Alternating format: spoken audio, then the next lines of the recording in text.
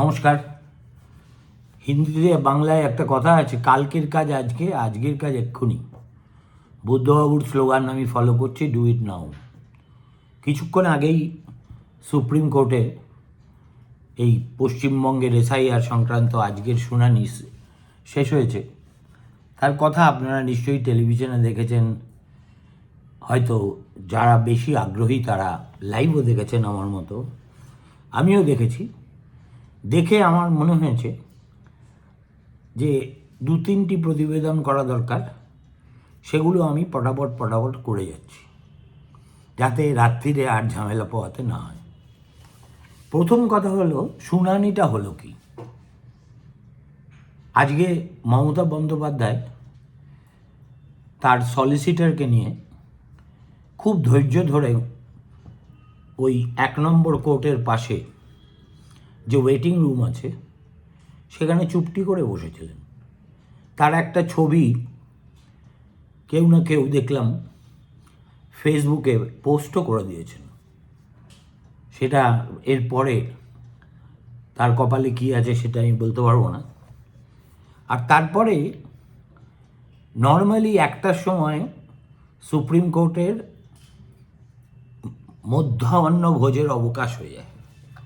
আজকে যেহেতু সেকেন্ড হাফে সম্ভবত প্রধান বিচারপতির কোর্ট আর বসবে না, সেই জন্য বিশেষ খাতির করে সূর্যকান্ত 1টার সময়ই পশ্চিমবঙ্গের এসআইআর মামলাটি, যে মামলাটা আজকে শুনানি হয়েছে প্রধানত মমতা বন্দ্যোপাধ্যায়ের আবেদনের পরিপ্রেক্ষিতে, সেটা শুনতে রাজি হন এবং গোটা পর্বটা 30-35 মিনিটের বেশি চলেনি। এখন আর্গুমেন্টগুলো কি হলো, মমতা বন্দ্যোপাধ্যায়ের বিষয়টাকে বাদ দিয়ে আমি একেবারে আপনাদের একটা ধারা বিবরণী দিয়ে দিচ্ছি, যাতে আপনাদের বুঝতে কোনো অসুবিধে না হয়। This is for record. প্রথম কথা, আজকে কপিল সিব্বাল অসুস্থ ছিলেন, তাই তিনি সশরীরে কোর্টে ছিলেন না, ভার্চুয়ালি হাজির ছিলেন। তাও একটা সামান্য মন্তব্য করা ছাড়া তাকে আর সক্রিয়তা হতে আমরা দেখিনি। অভিষেক মনু সিংভি আদৌ ছিলেন কি না তাও আমি বলতে পারবো না। মুখ্যমন্ত্রীর পিটিশন নিয়ে সওয়াল করেছেন প্রধানত শ্যাম দিওয়ান। তিনি শুরুতেই বলেন যে আমরা একটা ছোট্ট নোট দিয়েছি, এবং তাতে আপনি দেখুন যে final publication of electoral Rolle's এটা বাকি আছে আর মাত্র 11 দিন, আর হিয়ারিং কমপ্লিট করার দিন বাকি আছে মাত্র 4। এখন ভোটারদের কিভাবে ক্যাটেগরাইজ করা হয়েছে? আনম্যাপড 32 লাখ, আর তারপরে এই লজিক্যাল ডিসক্রিপেন্সির নামে 1,36,00,000, যেটা পশ্চিমবঙ্গের 20% ভোটারের সমতুল। এবং 16/12/2025 পর্যন্ত, আজকে যদিও কত তারিখ, 4 তারিখ ফেব্রুয়ারির, এর পরের হিসেব কিন্তু দিওয়ান দেননি। 16 তারিখ পর্যন্ত বলছেন 88 lakh হিয়ারিংস at the rate of 1.8 lakh per day, কিন্তু এখনও তার মানে 63 লক্ষ হিয়ারিং পেন্ডিং আছে।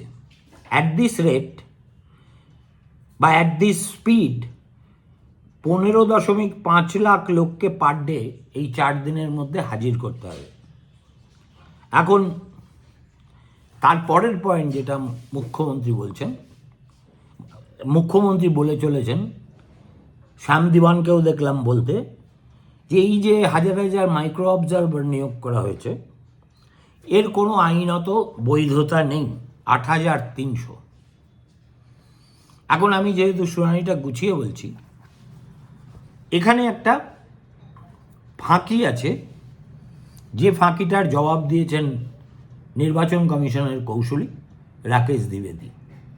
তিনি আজকে প্রধানত ব্যাকফুটেই ছিলেন, একেবারে পিছনের দিকে ছিলেন, এবং যথারীতি এ সংক্রান্ত মামলায় তিনি যেরকম একটা নির্জীব ভূমিকা পালন করেন, আজকে তার ব্যত্যয় হয়নি। খালি একবার ইন্টারভিউ করে বলেছেন, হুজুর 1 কোটি লোকের চাইতে বেশি শুনানি ইতিমধ্যেই হয়ে গেছে, সুতরাং সংখ্যাটা কত বাকি আছে সেটা নিয়ে একটা ডিসপিউট আছে। কিন্তু আমার ধারণা, যেহেতু আবার সোমবার হিয়ারিং, আজকে সবে বুধবার, বৃহস্পতি, শুক্র, শনি, রবি, এই 4 দিনের মধ্যে আমাদের নির্বাচন কমিশন কিন্তু বকেয়া হিয়ারিংয়ের পর্ব শেষ করে দেবে বলেই আমার মনে হয়। সোমবার তাহলে হাতে লবডঙ্কা ছাড়া আর কিছুই থাকার কথা নয়। তারপরে তিনি বলেন যেগুলো সবই রাজ্য সরকারের দাবি, ফ্যামিলি রেজিস্টার, আধার কার্ড, ওবিসি সার্টিফিকেট, এগুলো কোনোটাই গ্রাহ্য বলে বিবেচিত হচ্ছে না। কোর্টের নির্দেশ থাকা সত্ত্বেও, অতএব আমরা চাইছি ইসিআই অর্থাৎ নির্বাচন কমিশনকে আপনারা একটা নির্দেশ দিন যে যেসব ভোটারকে লজিক্যাল ডিসক্রিপেন্সির আওতায় আনা হচ্ছে, এত 1,36,00,000 এদের হিসেবে, তাদের প্রত্যেকের নাম এবং কেন তাদের ডাকা হয়েছে সেটা ইলেকশন কমিশন তাদের ওয়েবসাইটে পুট আপ করুক, এবং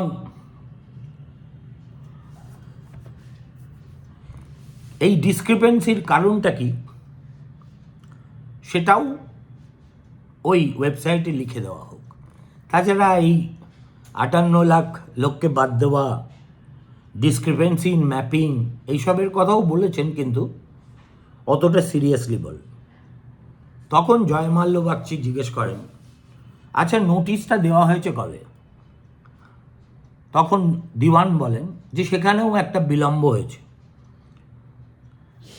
একটা কারণ তো দেখাতে হবে যে কেন মানুষকে এই লজিক্যাল ডিসক্রিপেন্সির তালিকাভুক্ত করা হলো, সেটা তো না জানালে কি করে চলবে। তখন চিফ জাস্টিস বলেন যে দেখুন, টাঙিয়ে দিয়ে সেটা জানাতে হবে এমন কোনো কথা নয়, যার কাছে নোটিশ পাঠানো হচ্ছে তিনি জানতে পারলেই তো যথেষ্ট।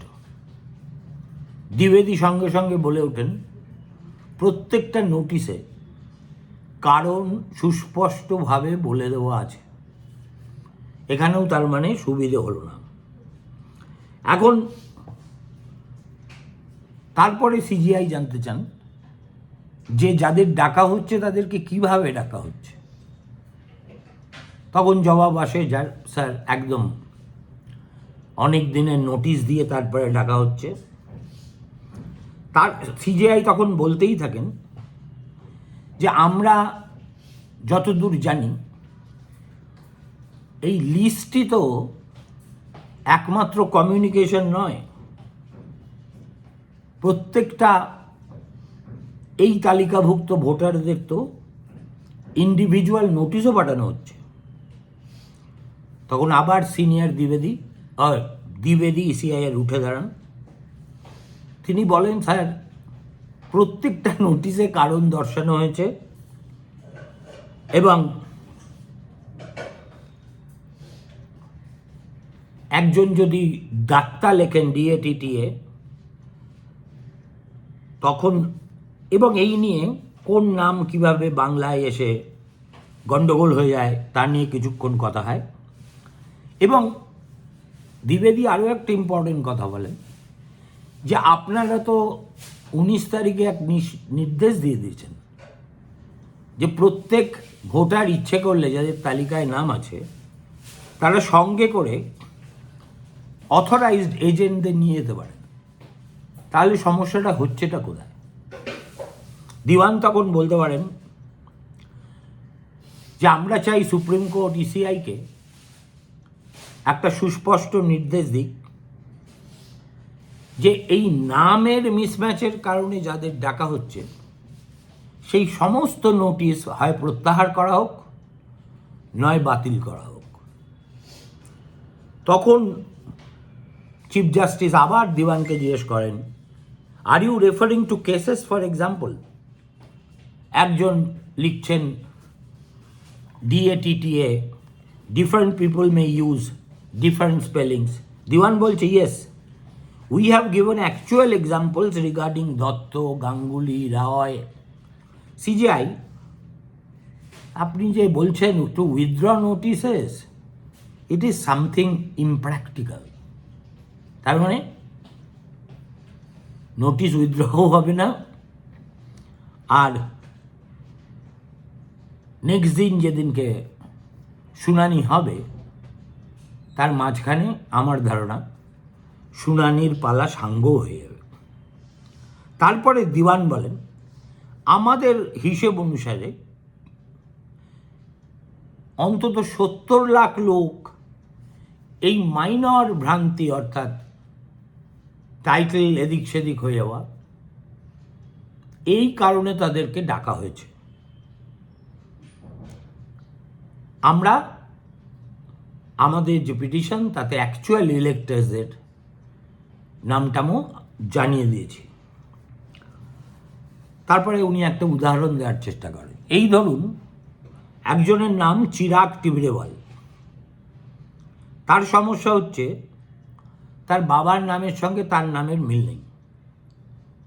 তার বাবার নামের মাঝখানে একটা কুমার আছে অ্যাজ মিডল নেম, তার নামে সেটা নেই। আর বাংলা থেকে ইংলিশ, ইংলিশ থেকে আবার বাংলা, এই ভাষান্তর হতে গেলে এই ধরনের ঝামেলা হতেই পারে। তখন CJI বলছেন, তার মানে এই যে স্পেলিং ডিফারেন্স হচ্ছে এটা শুধু নামের ক্ষেত্রেই? তখন গোপাল কৃষ্ণন উঠে দাঁড়িয়ে বলেন, 2002 ইলেকটোরাল রোল কিন্তু বাংলায় ছাপা হয়েছিল।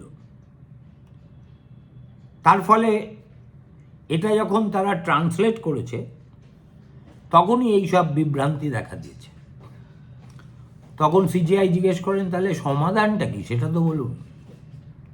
তখন দিওয়ান বলেন যে এই যে নেম ডিসক্রিপেন্সির কারণে একেবারে it is cramping even the available time. একে তো হাতে অল্প সময়, তদুপরি এই সামান্য জিনিসের জন্য লোককে শুনানি কেন্দ্রে যেতে হচ্ছে বলে একেবারে ভিড় উপচে পড়ছে। সুতরাং এই যে LD ক্যাটেগরি বা লজিক্যাল ডিসক্রিপেন্সি, এর থেকে এদেরকে বাদ দেওয়া হোক এবং মানুষের যে কতখানি অসুবিধা হচ্ছে তার দিকে নজর দেওয়া হোক। তখন সূর্যকান্ত ইলেকশন কমিশনারের কৌশলীকে জিজ্ঞেস করেন, আপনার এ ব্যাপারে কি জবাব? তার মধ্যে আবার এতক্ষণ চুপ করে বসেছিলেন ভার্চুয়ালি কপিল সাব্বাল, হয়তো তার বাড়িতেই, তিনি হঠাৎ মন্তব্য করেন যে আগের দিনের শুনানির সময় মিস্টার দ্বিবেদী একটা সলেম প্রমিস করেছিলেন যে এই ধরনের যে ছোটোখাটো ডিসক্রিপেন্সির ইস্যুগুলো সেগুলো দেখে যথাযথ ব্যবস্থা নেওয়া হবে। তখন দ্বিবেদী উঠে দাঁড়িয়ে বলেন যে আমি তো জানতাম এইগুলো তো আমাদের যে ইন্টারলোকিউটারি অ্যাপ্লিকেশন প্লেস করা হয়েছে তাতে তো এইসব কথা বলাই নেই। তো আমি তো নির্বাচন কমিশনের ইনস্ট্রাকশন ছাড়া এর কোনো যথাযথ জবাব দিতেই পারবো না। সুতরাং আমাকে কাল পর্যন্ত অন্তত সময় দেওয়া হোক। তখন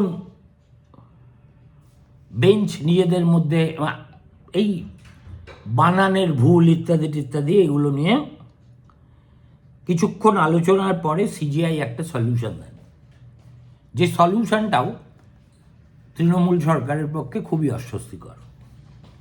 সেই সলিউশনটা হচ্ছে, ভালো কথা, রাজ্য সরকার তাহলে এমন একটা টিম নির্বাচন কমিশনকে দিক যারা নির্বাচন কমিশনের অধীনে কাজ করবে এবং যাদের বাংলা এবং ইংরেজি দুটো ভাষাতেই সমান দখল আছে। তারা ইসিআই এর সঙ্গে কাঁধে কাঁধ মিলিয়ে এই নামগুলো স্ক্রুটিনাইজ করে ব্যাপারটার নিষ্পত্তি ঘটিয়ে দিক। এখন বাংলা ইংরেজি দুটোই ভালো করে জানে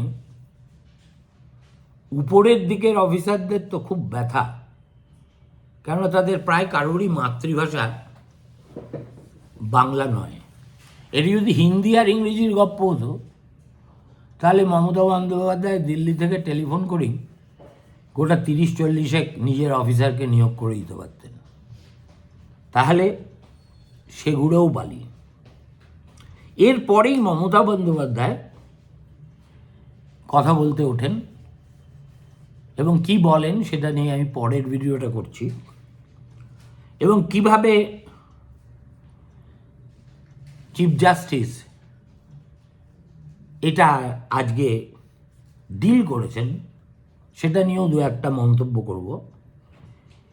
এবং তারপরে শেষ পর্যন্ত যেটা হলো, মমতা বন্দ্যোপাধ্যায় যেহেতু আধারের ইস্যুটা তুলেছেন, তখন সিজিআই বিষয়টা তাকে খুব ভালো করে এক্সপ্লেন করে দেন। বলেন যে দেখুন, আধার কার্ডের নিজস্ব কতগুলো সীমাবদ্ধতা আছে।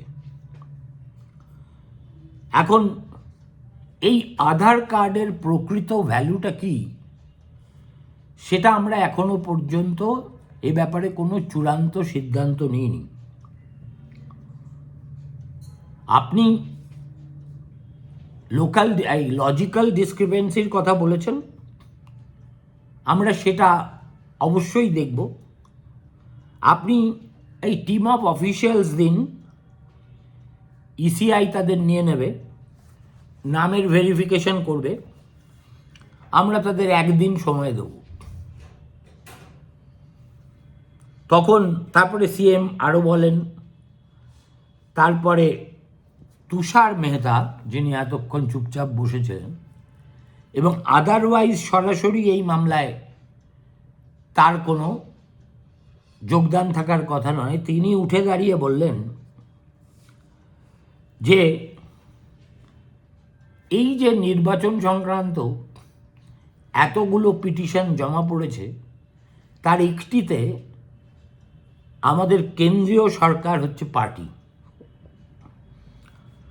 তখন এবং তার অনুরোধ হলো পরের দিন যখনই এটা শুনানি হোক না কেন, তখন যেন এটাও এই সরকার যে মামলায় পার্টি সেই মামলাটাকেও একই সঙ্গে শোনা হয়। অর্থাৎ কেন্দ্রীয় সরকারের মামলা শোনা হবে, দোলা সেন এবং ডেরেক ওব্রায়ানের যে পেন্ডিং মামলা আছে সেগুলোও শোনা হবে, তার সঙ্গে মমতা বন্দ্যোপাধ্যায়ের ইন্টারলোকিউটরি অ্যাপ্লিকেশন ঢুকে যাবে।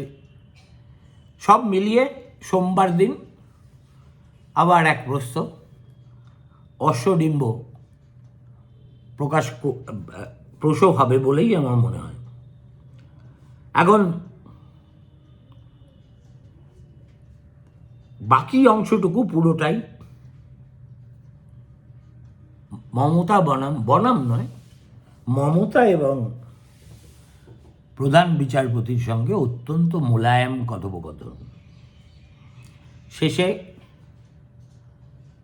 সাব্যস্ত হয় যে আগামী সোমবার সবকটি পিটিশন নিয়ে আবার আরেক শুনানি হবে। আর তিনি একটু আশ্বাস বাণী দিয়ে শেষে বললেন যে ম্যাডাম, আপনার চিন্তা করার কোনো কারণ নেই, আমরা একটা কার্যকর সলিউশন বের করার সর্বতোভাবে চেষ্টা করব। মানডেতে যখন আবার শুনানি হবে তখন দয়া করে আমাদের হাতে রাজ্যের গ্রুপ বি অফিসারদের একটা তালিকা দিন, যাদেরকে আপনি ছেড়ে দিতে পারবেন এবং যারা আপনারই তোলা এইসব আপত্তিগুলো নির্বাচন কমিশনের অধীনে থেকে দেখে বুঝে নিষ্পত্তি করে দিতে পারবে। ফিরে আসছি পরের ভিডিওয়ে। বিষয়ে কি মমতার অ্যাপিয়ারেন্স এবং তার সওয়ালের চেষ্টা, কিন্তু যেহেতু আমি তড়িঘড়ি বসে পড়েছি অতএব শিরোনাম এখনো দিতে পারিনি। নমস্কার।